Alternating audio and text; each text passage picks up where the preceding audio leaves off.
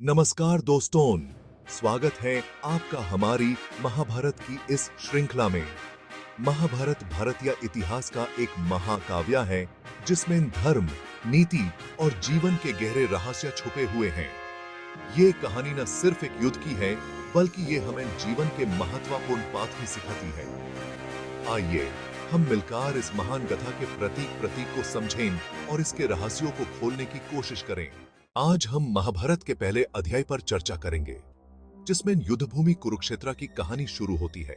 महाभारत के पहले अध्याय का नाम है धृतराष्ट्र संजय संवाद। ये अध्याय महाभारत के प्रारंभिक कथन का एक महत्वपूर्ण हिस्सा है, जहां से पूरी कहानी का विकास होता है।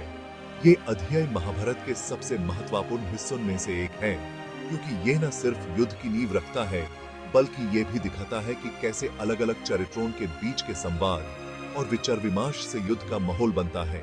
कुरुक्षेत्र के महान युद्ध की नींव यहीं से रखी जाती है, जहां पर धृतराष्ट्र और संजय के बीच के संवाद से युद्ध की भविष्यवाणी होती है। इस अध्याय की शुरुआत होती है धृतराष्ट्र और संजय के संवाद से, जहां धृतराष्ट्र अपने सारथी संजय से युद्ध के मैदान का वर्णन सुनते हैं।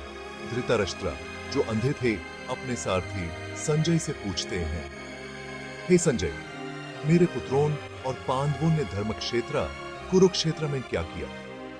ये प्रश्न न सिर्फ युद्ध की स्थिति को दर्शाता है, बल्कि धृतराष्ट्र के मानसिक स्थिति और उनके पुत्रों के प्रति उनकी चिंता को भी प्रकट करता है। Scene change, Kurukshetra battlefield imagery. यह वो पल है जब महाभारत का युद्ध शुरू होने वाला है।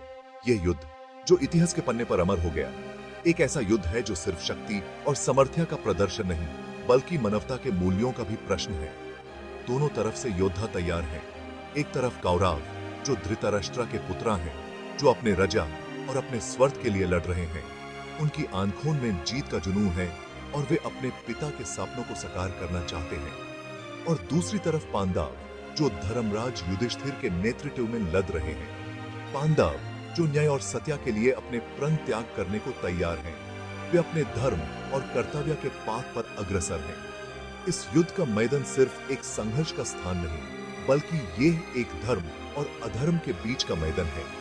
ये युद्ध, जो भले ही शास्त्रों और शक्तियों से लड़ा जा रहा हो, लेकिन असली युद्ध मानव के अंतर्मन में हो रहा है। धृतराष्ट्र ये समझने के लिए उत्सुक हैं कि क्या उनके पुत्र सही राह पर हैं या नहीं। उनका मन चिंतित है, क्योंकि वे जानते हैं कि यह युद्ध सिर्फ रजा का नहीं, बल्कि उनके परिवार और उनके मूल्यों का भी परीक्षा है।